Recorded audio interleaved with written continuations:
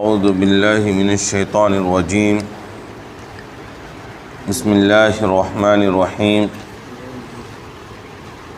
وَإِنَّ مِن شِيعَتِهِ لَإِبْرَاهِيمَ إِذْ جَاءَ رَبَّهُ بِقَلْبٍ سَلِيمٍ إِذْ قَالَ لِأَبِيهِ وَقَوْمِهِ مَاذَا تَعْبُدُونَ أَئِفْكًا آلِهَةً دُونَ اللَّهِ تُرِيدُونَ فَمَا ظَنُّكُمْ بِرَبِّ الْعَالَمِينَ فنظر نظرة في النجوم فقال إني سقيم فتولوا عنه مدبرين فراغ إلى آلهتهم فقال ألا تأكلون ما لكم لا تنطقون فراغ عليهم ضربا باليمين فأقبلوا إليه يزفون قال تعبدون ما تنحتون والله خلقكم وما تعملون قالوا ابنوا له بنيانا فألقوه في الجحيم فأرادوا به كيدا فجعلناهم الأسفلين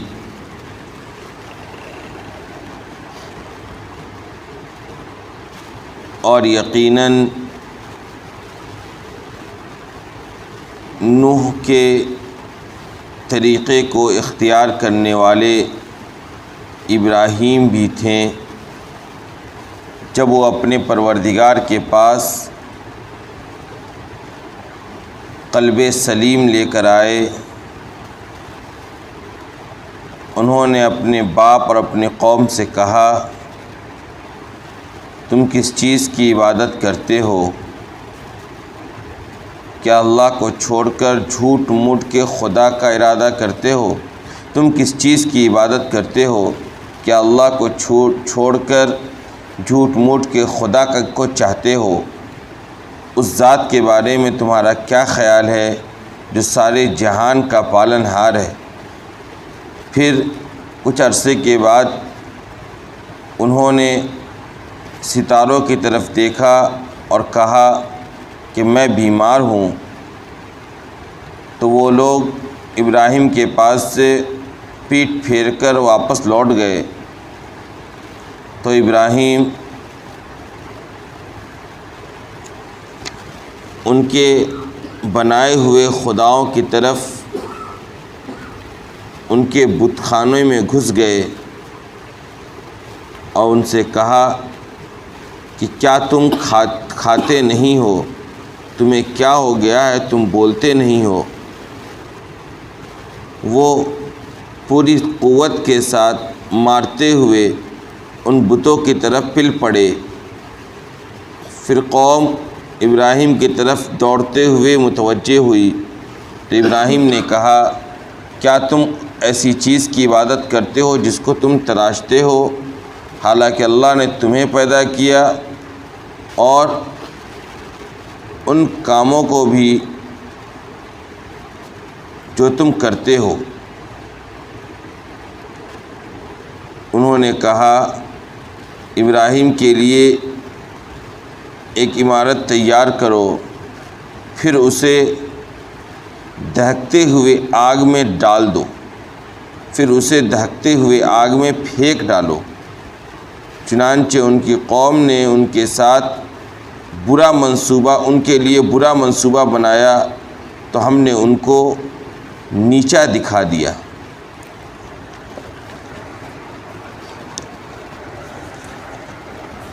سورہ صافات کی تفسیر چل رہی ہے، اور اس کے ضمن میں ماضی میں گزرے ہوئے انبیاء کرام اور ان کی قوموں کے واقعات کا تذکرہ ہو رہا ہے۔ گزشتہ کل حضرت نوح علیہ السلام اور ان کی قوم کا مختصر سا تذکرہ سورہ صافات کے اندر ہمیں اور آپ کو سننے کو ملا۔ آج کی جو آیتیں ہیں اس کے اندر ابراہیم علیہ السلام اور ان کی قوم کے واقعات کا تذکرہ موجود ہے، اور آگے اور بھی چند آیتوں کے اندر ابراہیم علیہ السلام اور ان کی قوم کا تذکرہ، بلکہ ابراہیم علیہ السلام کو جو خواب کے اندر اپنے بیٹے کو ذبح دینے کا حکم دیا گیا تھا، اس پورے واقعے کا تذکرہ اور تفصیل سے بھی آگے چند آیتوں کے اندر اور بھی آئے گا۔ آج کی جن آیتوں کا انتخاب کیا گیا ہے، جتنی آیتوں کا ترجمہ بھی آپ کے سامنے پیش کیا گیا، اس کے اندر بھی چند ابراہیم علیہ السلام اور ان کی قوم کے زمانے میں پیش آنے والے چند واقعات کی طرف اشارہ کیا گیا ہے، اور اس کے ضمن میں کئی اہم بحث بھی آئی ہیں، اس لیے تھوڑا مختصر ہی ترجمہ آپ کے سامنے پیش آج کیا گیا ہے۔ آج کی جو آیتیں ہیں، پیچھے کس کا تذکرہ کیا گیا ہے؟ حضرت نوح علیہ السلام کا، لہذا اس کے بعد کی جو آیت، اس میں سب سے پہلی آیت کے اندر کی بات کہی گئی، وَإِنَّ مِن شِيَعَتِهِ لِإِبْرَاهِيمَ۔ شیعتہ کی جو ضمیر ہے وہ حضرت نوح علیہ السلام کی طرف لوٹ رہی، مطلب یہ کہ نوح کے ہی گروہ اور جماعت میں سے ابراہیم بھی تھے۔ شیعہ کہتے ہیں، شیعتن کا جو لفظ ہے عربی کے اندر، اس کے معنی ہوتا ہے ایسی جماعت یا ایسا گروہ یا ایسی تنظیم یا ایسی آرگنائزیشن جس میں موجود لوگوں کا عقیدہ اور فکر کیا ہو، ایک ہو۔ تو قرآن نے کہا کہ نوح کے ہی گروہوں میں سے، نوح کے ہی جماعت میں سے یا نوح کے ہی طریقے کو اختیار کرنے والوں میں سے یقینی طور پر کون تھے؟ ابراہیم تھے۔ مطلب یہ ہے کہ ابراہیم علیہ السلام اور حضرت نوح علیہ السلام جو دین لے کر آئے تھے، تو اس دین کے بنیادی اصول میں یہ دونوں کیا تھے؟ متحد تھے۔ بلکہ آپ کے سامنے یہ بات کئی مرتبہ پہلے بھی آ چکی ہے کہ تمام انبیاء کرام جو دین لے کر آئے تو اصول میں سب کا اتفاق اور اتحاد رہا ہے۔ سب نے آ کر اپنی قوم کو یہ بات بتلائی ہے کہ دیکھو، ایک خدا کی عبادت کی جائے گی، اس کے علاوہ کوئی معبود حقیقی نہیں ہے، اور مرنے کے بعد دوبارہ اس خدا کے سامنے تمہیں حاضر ہونا ہے، اور میں ان کی طرف سے پیغمبر اور رسول بنا کر تمہارے درمیان مبعوث کیا گیا ہوں۔ فروعی مسائل میں، احکامات میں، شریعت میں، قوانین میں، دستور حیات میں انبیاء کرام الگ الگ، ان کو شریعت الگ، دستور الگ، قانون دیا گیا ہے۔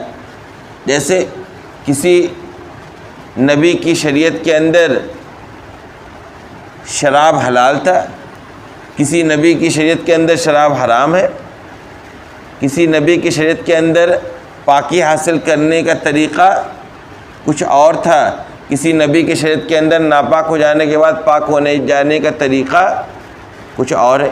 یعنی فروعی مسائل میں اختلاف رہا ہے، لیکن اصول دین میں تمام انبیاء کرام ایک رہے ہیں۔ سب کی جو تعلیمات ہے اس میں بنیادی طور پر آپ کو عقیدہ توحید، عقیدہ رسالت اور عقیدہ آخرت کی بات ملے گی۔ اسی طریقے سے نوح علیہ السلام اور حضرت ابراہیم علیہ السلام بھی اصول دین میں متفق تھے، بلکہ بعض لوگوں کی رائے یہ ہے کہ ایسا بھی ہو سکتا ہے کہ دونوں کو جو شریعت دی گئی تھی، جو فروعی مسائل کے متعلق بھی جو اصول اور قواعد پیش کیے گئے تھے، اس میں بھی یہ دونوں کیا ہوں؟ یکجا ہوں۔ یعنی جو دین، جو شریعت، جو قانون بعین حضرت نوح علیہ السلام کو دی گئی تھی، وہی سب کے سب حضرت ابراہیم علیہ السلام کو بھی دی گئی ہو۔ یاد ہے جو قرآن نے کہا کہ نوح کی جماعت میں سے، نوح کے راستے کو اختیار کرنے والوں میں سے کون تھے؟ ابراہیم بھی تھے۔ اس کا یہی مطلب اور مفہوم ہے۔ حالانکہ ابراہیم علیہ السلام اور حضرت نوح علیہ السلام کے درمیان تقریباً 2000 سے زیادہ سال کے درمیان کا وقفہ ہے، یعنی تقریباً دونوں کے درمیان 2000 سے زیادہ کا کیا ہے؟ وقفہ ہے۔ تقریباً 2000 سال پہلے حضرت نوح علیہ السلام آئے تھے، اور تقریباً 2000 سال کے بعد ان کے حضرت ابراہیم علیہ السلام دنیا کے اندر مبعوث کیے گئے، اور ان کے درمیان حضرت ہود علیہ السلام اور حضرت ادریس علیہ السلام غالباً یہ دو نبی اور ہوئے ہیں۔ حضرت نوح اور حضرت ابراہیم کے درمیان حضرت ادریس اور حضرت ہود علیہ السلام بھی مبعوث فرمائے گئے تھے۔ لہذا کہا اذ جاء ربہ بقلب سلیم، جب ابراہیم اپنے رب کے پاس قلب سلیم، ایک ایسا دل لے کر آئے جو بالکل صحیح سالم تھا، جس دل کے اندر نہ ہی کسی قسم کے غلط عقیدے کی جڑ موجود تھی، اور نہ ہی جس دل کے اندر کسی قسم کی ریاکاری، تکبر اور غرور موجود تھا۔ یعنی بالکل ایسا دل جس کا باطن بھی پاک ہو اور جس کا ظاہر بھی کیا ہو؟ پاک ہو۔ ایسے دل کہتے ہیں قلب سلیم، یعنی ایسا دل لے کر اپنے پروردگار کے پاس آئے تھے جس کے اندر پروردگار کے ساتھ کسی قسم کی شرک کی گنجائش نہیں تھی، جس دل کے اندر کوئی ایسا عقیدہ موجود نہیں تھا، کسی ایسے عقیدے کے تئیں محبت موجود نہیں تھی جو شریعت اسلامیہ کے کیا ہو، خلاف ہو، جو اللہ کے بھیجے ہوئے دین کے اور اللہ کے پوری بنائی ہوئی شریعت کے خلاف۔ لہذا جب وہ اپنے پروردگار کے پاس قلب سلیم لے کر آئے تو انہوں نے اپنے باپ اور اپنی قوم سے کہا ماذا تعبدون۔ ابراہیم علیہ السلام کے والد خود آزر اور ان کی پوری قوم یہ نہ یہ کہ صرف بت پرست تھے بلکہ بت بنایا کرتے تھے، بتوں کی تجارت تھی ان کے یہاں، بتوں کا کارخانہ تھا۔ اب جب ابراہیم علیہ السلام کو اللہ تبارک و تعالیٰ نے نبوت سے سرفراز فرمایا اور انہوں نے اپنے گھر کے اندر، اپنے خاندان کے اندر، اپنے قوم کے اندر دیکھا کہ وہ لوگ کیا کرتے ہیں، بت بناتے ہیں، خود اپنے ہاتھوں سے بتوں کو تراشتے ہیں اور پھر انہیں بتوں کی عبادت کیا کرتی۔ ادھر دیکھیے آپ لوگ سب لوگ اڑیائیے، بہت اہم تفسیر آ رہی ہے آگے جو آئے تو اس کے متعلق بہت اہم بیان ہے، اتنا آپ لوگ سوئی گئے تو پھر وہ سارا مضمون نکل جائے گا ذہن سے۔ جی نشید بدل لیجیے آپ لوگ، انشاءاللہ نیند نہیں آئے گی۔ تو اپنے باپ اپنے قوم سے کہنے لگے ماذا تعبدون، تم لوگ کس چیز کی عبادت کیا کرتے ہو؟ کیونکہ ابراہیم السلام نے کیا دیکھا تھا اپنے خاندان میں، اپنے قوم میں، خود اپنے گھر میں دیکھا تھا کہ یہ لوگ خود اپنے ہاتھوں سے بت تراشتے ہیں، انہی بتوں کو بیچتے بھی ہیں اور انہی بتوں کی عبادت بھی کیا کرتے ہیں، انہی کو اپنا معبود حقیقی مانا کرتے ہیں۔ تو پوچھنے لگے ماذا تعبدون، کس چیز کی تم لوگ عبادت کیا کرتے ہو؟ کہا ایفکن آلہتن دون اللہ تریدون، کہ اللہ کو چھوڑ کر تم لوگ جھوٹ موٹ کے خدا کو چاہتے ہو، یعنی یہ جھوٹ موٹ کا خدا ہے جس کو تم خدا سمجھ رہے ہو، جس کو تم خود اپنے ہاتھ سے بنا رہے ہو، جس کے اندر کسی قسم کو صلاحیت نہیں، نہ نفع پہنچانے کی، نہ نقصان پہنچانے کی، نہ کسی کی حفاظت کرنے کی صلاحیت ہے، نہ بولنے کی صلاحیت ہے، نہ کھانے کی صلاحیت ہے، نہ خود اپنی حفاظت کرنے کی صلاحیت ہے، اس کی تم عبادت کرے تو جھوٹ موٹ کا خدا ہے، یہ حقیقی خدا نہیں ہو سکتا ہے۔ اس جھوٹ موٹ کے خدا کا تم ارادہ کیے ہوئے اور اسی کی عبادت کر رہے ہو، اسی کے پیچھے چل رہے ہو اور حقیقی خدا کو چھوڑ رکھے ہو۔ لہٰذا انہوں نے اپنی قوم سے پوچھا، یہ حضرت نوح ابراہیم السلام کا اپنی قوم سے مناظرہ ہو رہا ہے، معبود حقیقی کو لے کر، خدا کو لے کر کیا ہو رہا ہے، مناظرہ۔ اور لہٰذا ان سے پوچھا فما ظنکم برب العالمین، یہ بتلاؤ کہ تمہارا خیال اس ذات کے بارے میں کیا ہے جو سارے جہان کی پرورش کرنے والا ہے، جو ذات سارے جہانوں کی پرورش کرنے والا ہے، ساری جہان کا کیا ہے، پالن ہار ہے، اس ذات کے بارے میں تمہارا کیا خیال ہے؟ یہ ساری باتیں قوم اور حضرت ابراہیم علیہ السلام کے درمیان میں ہو رہی ہے۔ اب ہوا یہ، قرآن چونکہ کئی مرتبہ میں نے آپ کو بات بتلائی کہ قرآن کریم واقعات بیان کرنے کی کتاب نہیں ہے، بلکہ ان واقعات کا جن جز اور جس حصے کا تذکرہ کرنا یا ذکر کرنا آنے والی قوموں کے لیے مناسب اور قابل عبرت ہے، بس انہی چیزوں کا قرآن کریم تذکرہ کرتا ہے۔ اور بعض دفعہ آپ دیکھیں گے کہ پورا کا پورا واقعہ قرآن کریم محذوف کر دیتا ہے، حذف کر دیتا ہے اور پھر کوئی آگے دوسری بات کو پیش کر دیتا ہے۔ آپ نے دیکھا کئی مرتبہ کئی جگہ بہت تفصیل سے واقعات کو پیش کیا گیا، کئی جگہ بس اشاروں میں بات کر دی گئی۔ تو یہ ساری باتیں حضرت ابراہیم علیہ السلام ان کی قوم کے درمیان ہو رہی تھی۔ اب ہونے کے بعد ہوا کہ قرآن نے اب یہاں تفصیل سے واقعے کو بیان نہیں کیا، بلکہ آگے کہہ دیا فَنَظَرَ نَظْرَةً فِي النُّجُومِ فَقَالَ إِنِّي سَقِيمٌ، کہ ابراہیم علیہ السلام نے غور سے کہاں دیکھا، ستاروں کی طرف دیکھا اور کہنے لگے کہ میں بیمار ہوں۔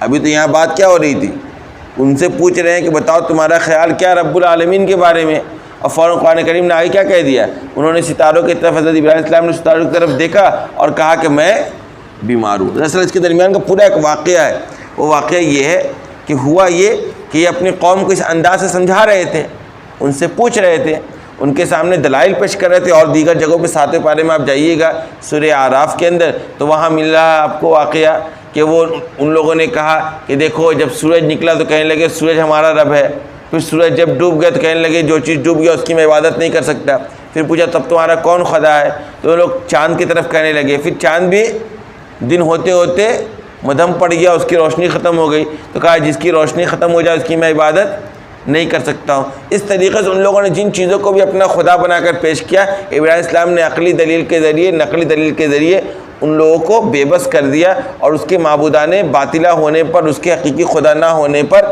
انہوں نے اپنی گفتگو پیش کر دی۔ اب ہوا یہ کہ چونکہ خود ان کے والد کیا تھے، بتوں کی تجارت کیا کرتے تھے، بت بنایا کرتے تھے، بت کا سارا کاروبار ان کے خاندان کے اندر موجود تھا، اور اسی خاندان کا ایک بچہ کیا کر رہا ہے، ان بتوں کے خدا کے خدائی ہونے کا انکار کر رہا ہے۔ لہذا ہوا یہ کہ ان کی قوم کے یہاں سال میں ایک دن ایسا تھا جس دن یہ لوگ تہوار منایا کرتے تھے، اور اس تہوار کے اندر بڑے پیمانے پر میلہ وغیرہ کا انعقاد ہوا کرتا تھا، جہاں یہ پوری قوم جمع ہوا کرتی تھی، اور بت پرستی کا بھی وہاں پہ ننگا ناچ ہوا کرتا تھا۔ تو ان لوگوں نے کیا یہ کہ ابراہیم علیہ السلام سے ان لوگوں نے کہا کہ تم بھی چلو ہمارے ساتھ، کہاں، ہمارے جشن میں، ہمارے تہوار کے سیلیبریٹ کرنے میں آج تم بھی ہمارے ساتھ چلو۔ اب ابراہیم علیہ السلام کو جانا نہیں تھا، اور نہیں جانے کے پیچھے دو مقصد تھا۔ ایک تو مقصد یہ تھا کہ خود ابراہیم السلام اسی بت پرستی کا انکار کر رہے تھے، ان کو اسی بت پرستی کے خلاف تبلیغ کر رہے تھے، اور پھر اسی طرح کے بت پرستی کے متعلق منعقد ہونے والے پروگرام میں شرکت کریں، تو ان کا ارادہ نہیں تھا شریک ہونے کا۔ اور دوسرا ایک منصوبہ تھا حضرت ابراہیم السلام کے دل و دماغ میں، اس منصوبہ کی تکمیل کے لیے بھی وہ ان کے ساتھ جانے کو تیار نہیں تھے۔ وہ کیا تھا، ابراہیم السلام ان کو اب تک سمجھا رہے تھے، دلائل کے ذریعے سمجھ نہیں رہے تھے۔ ابراہیم السلام نے سوچا کہ ایسا کرتے ہیں کہ یہ لوگ جب چلے جائیں گے نا میلے کے اندر، اور یہ پورا علاقہ جب خالی ہو جائے گا، تو میں ان کے اس بت خانے کے اندر داخل ہوں گا اور ان تمام بتوں کو توڑ ڈالوں گا۔ اور اس کا مقصد یہ تھا کہ توڑنے کے بعد ان بتوں کی بے بسی ان کو ان کی آنکھوں کے سامنے دکھلا دوں گا کہ دیکھو جن بتوں کو تم خدا سمجھ رہے تھے، اگر ان کے پاس پاور، طاقت اور صلاحیت ہوتی تو پھر ان کو کوئی توڑ پھوڑ پاتا؟ وہ اپنی حفاظت کرتے، تو جو خود اپنی حفاظت نہیں کر سکتے ہیں وہ تمہاری حفاظت کیا کریں گے؟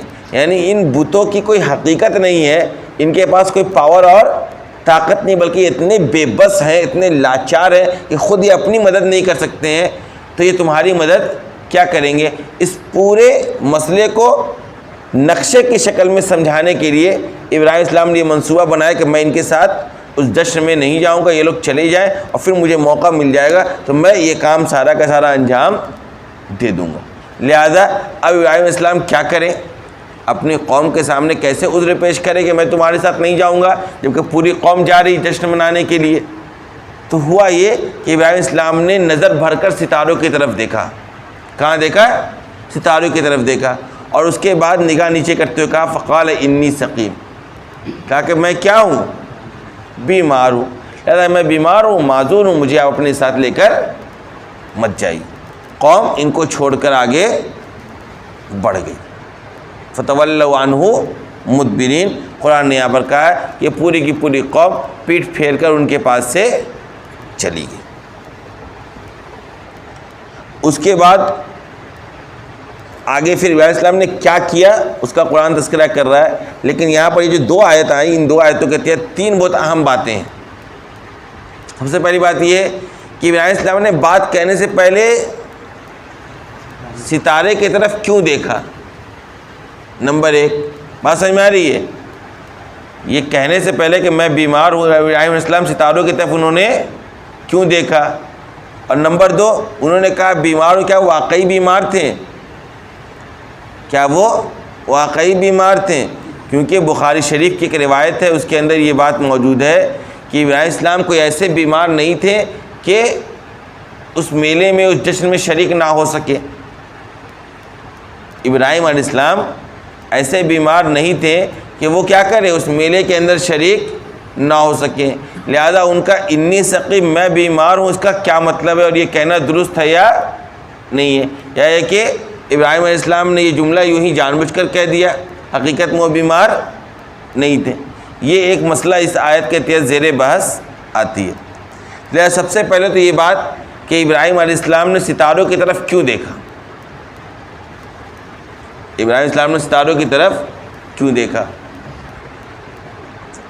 سب سے پہلی بات تو یہ جان لیجئے کہ ابراہیم علیہ السلام کی جو قوم تھی وہ قوم علم نجوم کی شیدائی تھی. علم نجوم پر ان کو یقین تھا. ستاروں کا پورا ایک علم ہے, پورا ایک سائنس ہے ستاروں کو لے کر, ستاروں کے غروب کو لے کر, ستاروں کے طلوع کو لے کر, ستاروں کے اوپر نیچے ہونے کو لے کر. آئی بات سمجھ میں؟ پورا ایک سائنس ہے. علم نجوم, نجوم کے معنی ستارے ہوتے ہیں. تو ان کی جو قوم تھی وہ علم نجوم کی کیا تھی؟ شیدائی تھی. ایک بات تو یہ جان لیجیے.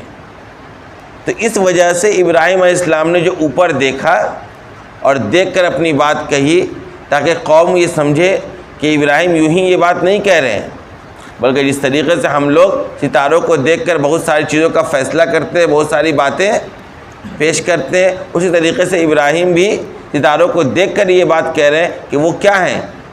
بیمار ہیں. ایک بات تو یہ آئی. بعض مفسرین کرام کی رائے یہ ہے کہ ارے بھائی, اصل بات یہ ہے کہ جب بھی انسان کبھی کوئی مسئلے کو لے کر غور و فکر کرتا ہے اور کہیں کوئی بات کہنی ہوتی, کوئی جواب دینا ہوتا ہے, تو عام طور پر انسان بے اختیار آسمانوں کی طرف دیکھتا ہے سوچتے ہوئے. ایسا ہوتا ہے انسانی زندگی میں. انسان جب کوئی بات کہنا چاہتا ہے تو کیا کرتا ہے؟ ستاروں کی طرف یا آسمانوں کی طرف دیکھتا ہے, پھر کہتا ہے بھائی میں یہ کام نہیں کر سکتا یا میں یہ کام کیوں کروں گا. ایسا ہوتا ہے آدمی سوچتے ہوئے.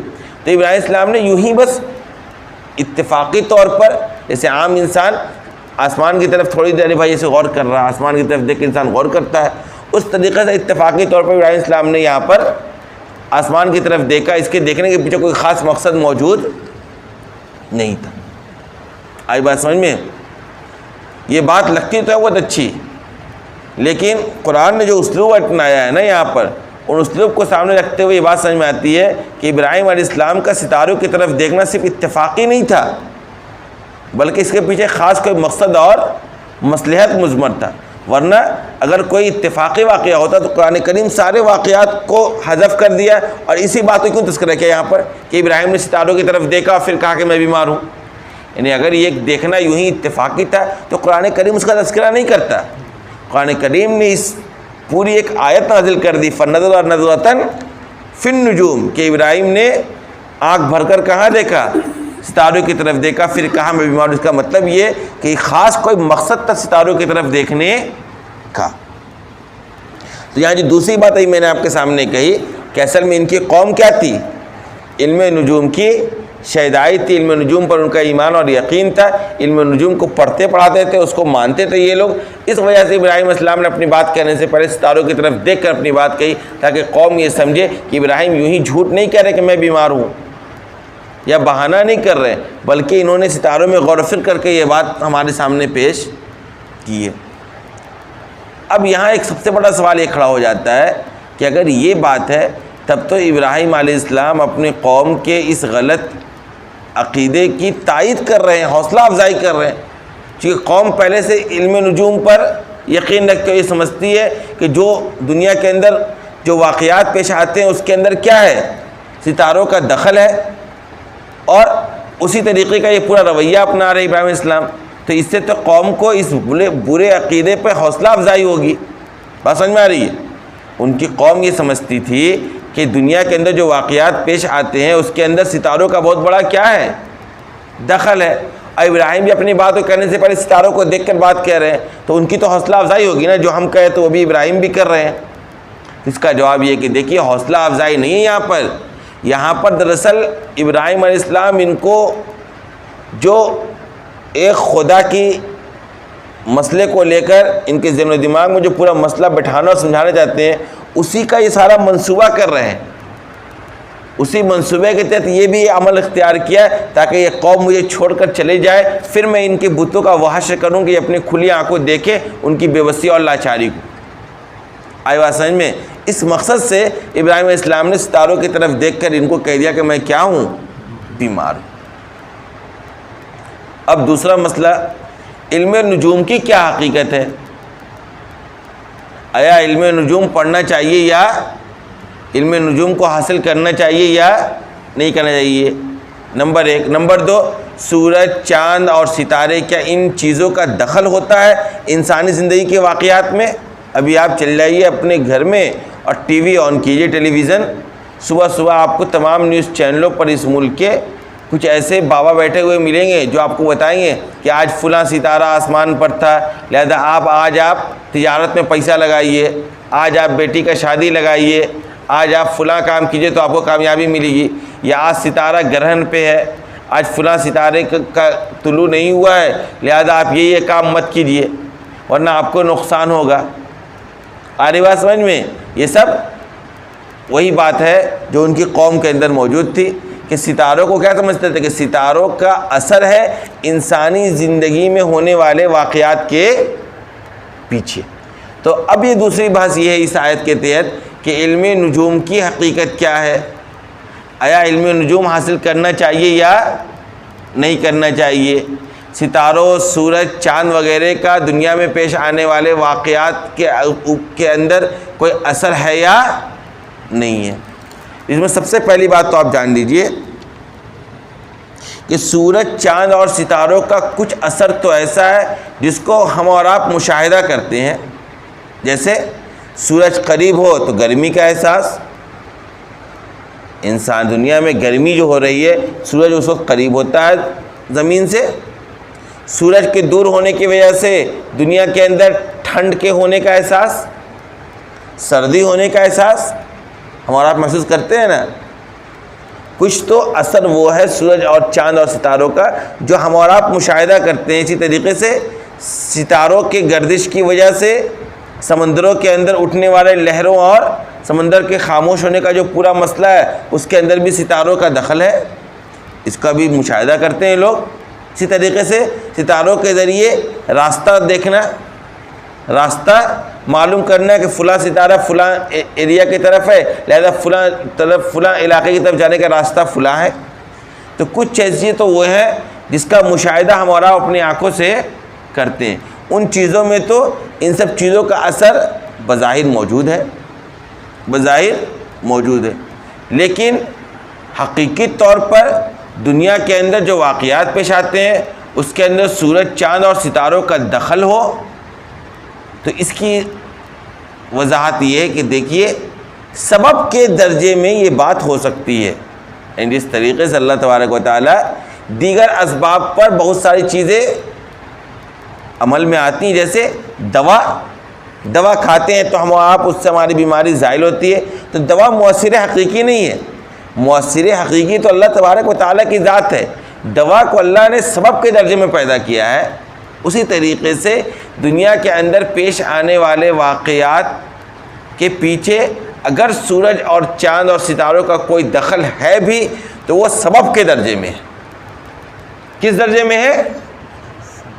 سبب کے درجے میں، یعنی یہ ہو سکتا ہے کہ فلاں ستارے کی وجہ سے کوئی واقعہ دنیا کے اندر پیش آ رہا ہے تو اس وجہ سے کہ نہیں کہ وہ ستارہ ہی اس کا اثر مؤثر حقیقی ہے اور مسبب حقیقی ہے، بلکہ اصل سبب اللہ تبارک و تعالیٰ کی ذات ہے۔ اللہ نے جیسے دیگر چیزوں کے اندر بہت سی صفات اور خاصیتیں رکھ رکھی ہیں کہ پانی پیو گے تو پیاس بجھے گی، اصل تو پیاس بجھانے والی اللہ تبارک و تعالیٰ کی ہے، کھانا غذا کھاؤ گے تو بھوک ختم ہوگی، تو کھانا مؤثر حقیقی نہیں ہے بھوک کو ختم کرنے والا، اصل تو اللہ تبارک و تعالیٰ کی ذات ہے، لیکن اللہ نے کھانے کے اندر، پانی کے اندر یہ صفت اور خاصیت رکھ رکھی ہے۔ اسی طریقے سے اللہ تبارک و تعالیٰ نے سورج، چاند اور چند ستاروں کے اندر بھی کچھ خاصیتیں رکھ رکھی ہیں، ان خاصیتوں کی بنیاد پر دنیا کے اندر بہت سارے مسائل اجاگر ہوتے ہیں یا بہت سارے واقعات پیش آتے ہیں، تو یہ سبب کے درجے میں ہے۔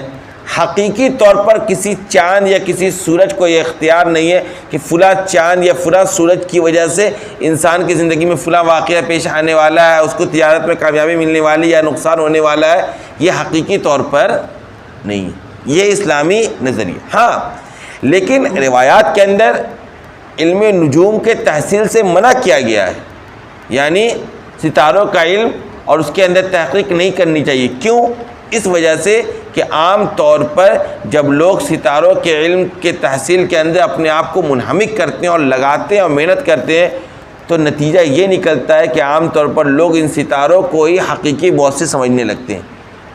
وہ یہ سمجھتے ہیں کہ ارے بھائی فلاں ستارے کی وجہ سے یہ کام دنیا کے اندر ہو رہا ہے، یا فلاں ستارے کے نہ ہونے کی وجہ سے دنیا کے اندر فلاں کام نہیں ہو رہا ہے۔ اس وجہ سے ستاروں کے علم کی تحصیل سے شریعت اسلامیہ نے ہمیں اور آپ کو منع کیا ہے. یعنی علم نجوم کی حقیقت ہے لیکن وہ سبب کے درجے میں ہے، لیکن اس کے ساتھ ساتھ علم نجوم کے حصول سے، اس میں منہمک ہونے سے، اس میں وقت لگانے سے، اس میں ریسرچ کرنے سے اسلام نے منع کیا ہے. کیوں؟ کیونکہ عام طور پر لوگ جب ستاروں کا علم حاصل کرتے ہیں تو وہ گمراہی کا شکار ہوتے ہیں اور ان ستاروں کو ہی حقیقی خدا سمجھنے لگتے ہیں، حقیقی مؤثر اور حقیقی سبب سمجھنے لگتے ہیں. اس وجہ سے شریعت اسلامیہ نے ستاروں کے علوم سے ہمیں اور آپ کو منع کیا ہے. لہذا کچھ واقعات میں ستاروں کا دخل ہوتا ہے لیکن سبب کے درجے میں. جیسے میں نے آپ کو بتلایا پانی پیاس کو بجھاتی ہے، سبب کا درجہ ہے. اللہ تبارک و تعالیٰ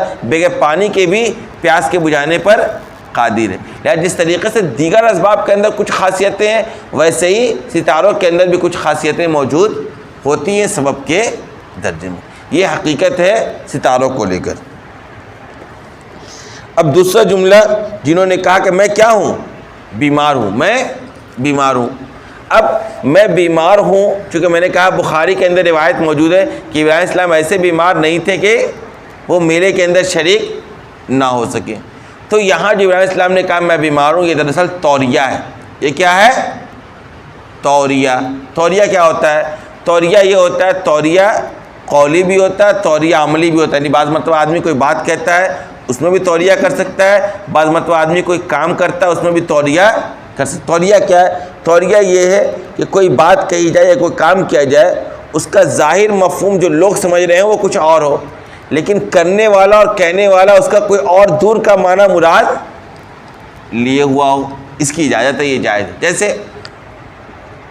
ابراہیم السلام نے کہا کہ میں بیمار ہوں، اس کا مطلب یہ نہیں کہ میں بیمار ہوں ابھی میری طبیعت خراب ہے، بلکہ اصل ابراہیم السلام یہ مقصد، لوگ یہ سمجھتے ہیں سامنے والے کہ یہ بیمار ہے، یا چھوڑ دیا ان لوگوں نے. سامنے والا کچھ سمجھے لیکن بولنے والے کا اس کے پیچھے مقصد اور معنی کوئی اور. جیسے ابراہیم علیہ السلام کا اصل مقصد یہ تھا کہ دیکھو تمہاری جو شرک و بت پرستی ہے نا، جس کو لے کے میں تمہیں سمجھا رہا ہوں اور تم سمجھ نہیں رہے ہو، اب اسی کی مجلس سے مجھے لے جانا چاہتے ہو، تو میں روحانی طور پر میری طبیعت کڑ رہی ہے. تو میں جو کہہ رہا ہوں میں بیمار ہوں، ابراہیم السلام کا کہنا میں بیمار ہوں، اس کا مطلب یہ کہ روحانی طور پر میری طبیعت ٹھیک نہیں ہے. بھلے جسمانی طور پر میں صحت مند ہوں لیکن روحانی طور پر میری طبیعت ٹھیک نہیں. تو ابراہیم علیہ السلام اپنے آپ کو بیمار کہہ رہے ہیں روحانی اعتبار سے، اور لوگ کیا سمجھ رہے ہیں کہ یہ بیمار ہے جسمانی اعتبار سے. اسی کو کہتے ہیں توریہ. اس کی اجازت ہے، ایسا آپ کر سکتے ہیں. اس طرح سے میں نے کہا عملی توریہ بھی ہوتا ہے. عملی توریہ کیا ہے؟ عملی طوریہ یہ ہے کہ آپ کوئی کام کر رہے ہیں، دیکھنے والا اس سے کوئی اور مطلب مفہوم سمجھ رہا ہے اور آپ کا اس کے پیچھے مقصد کوئی اور ہے. آپ صلی اللہ علیہ وسلم کو لے کر جب ابوبکر صدیق رضی اللہ تعالیٰ عنہ ہجرت کے سفر پر تھے تو ایک جگہ کافروں نے ان سے پوچھا کہ یہ کون ہے، تو اگر وہ کہہ دیتا کہ یہ نبی ہیں تو وہ لوگ تو اس کو پکڑ لیتے ہیں. تو پیچھے لوگوں کو لگا رکھا تھا. انہوں نے کہا یہ ہادی ہے جو ہماری ہدایت کرتا ہے. مطلب یہ تھا کہ لوگوں نے یہ سمجھا کہ یہ گائیڈر ہے جو ان کو راستہ بتلا رہا ہے، ظاہری مفہوم. حالانکہ انہوں نے کیا مقصد لیا تھا کہ یہ دین کے معاملے میں ہماری رہنمائی کرنے والے ہیں. تو جھوٹ بھی نہیں ہوا اور کام بھی نکل گیا. تو ابراہیم السلام کا جملہ کہنا دراصل کیا تھا؟ توریہ تھا. اور اس بنیاد پر لہٰذا اس جملے کو جھوٹا قرار نہیں دیا جائے گا. مطلب یہ تھا کہ روحانی طور پر میں کیا ہوں؟ بیمار ہوں. اور وہ لوگ سمجھنے لگے کہ جسمانی طور پر بیمار ہے، اس وجہ سے یہ لوگ ان کو چھوڑ کر چلے گئے. اس کے بعد ابراہیم السلام نے کیا پہنچ گئے ان خداؤں کے پاس. فراغ الی آلہتہم فقال الا تاکلون. ہوا یہ کہ بت خانے میں گھس پڑے اور گھسنے کے بعد ان سے کہا کیا تم کھاتے نہیں ہو؟ وہ کیا بولے گا بیچارہ، بت بولنے کی صلاحیت نہیں ہے. پھر آیا کہ ما لکم لا تنطقون، ارے کچھ بولو، تمہیں بولنے کی طاقت بھی نہیں ہے، نہ کھاتا ہے نہ بولتا ہے اور خدا بنا بیٹھا ہے. لہذا کیا انہوں نے کیا؟ فراغ علیہم ضربا بالیمین، پوری طاقت کے ساتھ مارتے ہوئے پل پڑے اور سب کو مار کر توڑ پھوڑ دیا. تمام کے تمام بتوں کو مار کر توڑ پھوڑ دیا. اور کیا کیا سب سے بڑا تھا اس کو چھوڑ دیا، اور جس پھاوڑے سے سب کو مارا تھا وہ پھاوڑا اس بڑے کے ہاتھ میں پکڑا دیا. یہ واقعہ دوسری جگہ پر ہے. اب قوم دوڑے فاقبلوا الیہ یزفون، پوری کی پوری قوم دوڑتے ہوئے ان کے پاس آئی. ابراہیم السلام کہنے لگی پورا واقعہ کہ تم نے کیا. وہ کہہ رہے میں کیوں کروں گا، پوچھ لو. بل فعلہ کبیرہم ھذا فاسألوہم ان کانوا ینطقون، بھائی اگر تم یہ بول سکتے ہو تو ان سے پوچھو. ایک تو ان کی بے بسی دیکھ لو جن کو تم خدا سمجھ رہے تھے, ان کو کوئی مار کر توڑ پھوڑ دیا, یہ اپنی آپ کی حفاظت بھی نہیں کر پائے. دوسرا ان کو کون مارا یہ بھی نہیں بتا پا رہے ہیں. تو اتنے بے بس چیزوں کو تم خدا سمجھتے ہو, اتنے بے بس چیزوں کو تم لوگ خدا سمجھتے ہو. لہذا یہاں قرآن نے کہا قال اتعبدون ما تنحتون, یہاں قرآن نے پورے واقعے کو تفصیل سے نہیں پیش کیا, کہہ دیا. یہاں اسلام نے ان سے کہا کیا تم ایسی چیزوں کی عبادت کرتے ہو جس کو تم خود تراشتے ہو؟ تم نے خود تراش کر اس بتوں کو تیار کیا اور تم اس کی عبادت کرنے لگے, ایسی کو مؤثر حقیقی سمجھنے لگے, خدا حقیقی سمجھنے لگے. حالانکہ ان کی حالت دیکھو, ان کو کوئی پیٹ کر مار پھوڑ بھی دیا اور کوئی ان کو بچا بھی نہیں پایا, یہ خود اپنی حفاظت نہیں کر پایا تو تمہاری کیا کریں گے, اور بتا بھی نہیں پا رہے کہ ان کی یہ درگت کس نے بنائی. لہذا واللہ خلقکم وتعملون, کہا دیکھو اللہ نے تم کو بھی پیدا کیا ہے اور تم جو بھی کر رہے ہو اس کو بھی اللہ نے ہی بنایا ہے. قالوا ابنوا له بنیانا فالقوه فی الجحیم. اب ہوا یہ قوم نے کہا یہ مان کر دینے والا نہیں ہے, لہذا ان لوگوں نے یہ کیا, یہ کہا آگ لگاؤ.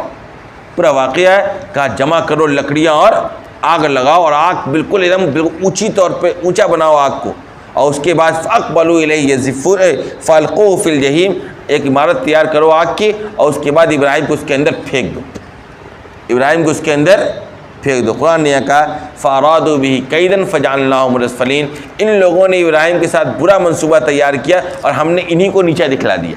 یعنی ہوا یہ کہ ان لوگوں نے تو یہ چاہا کہ ابراہیم کو آگ کے اندر ڈال کر جلا کر راکھ کر دے. اللہ تبارک و تعالیٰ کا کرنا یہ ہوا کہ وہی آگ کو اللہ تبارک و تعالیٰ نے گلزار بنا دیا, وہ ٹھنڈا ہو گیا, ابراہیم السلام کا کچھ بھی نہیں بگڑا. یہ واقعہ تک. اس کے بعد یہ سارا معاملہ پیش آ رہا ہے عراق کے اندر. کہاں آ رہا ہے؟ عراق کے اندر. عراقی اصل وطن تھا. اس پورے واقعے کے بعد ابراہیم السلام عراق چھوڑ کر شام کی طرف چلے جاتے ہیں. پھر پورا واقعہ وہاں سے مکہ جانے کا حکم, اولاد اور بیوی اور شادی, ان تمام واقعات کی طرف, اور پھر بیٹا ہوا, بیٹے کو حکم دے دیا گیا کہ ذبح کرو. ان واقعی طرف انشاءاللہ کل کی تفسیر کے اندر بات آئے گی. آخر دعوانا الحمدللہ.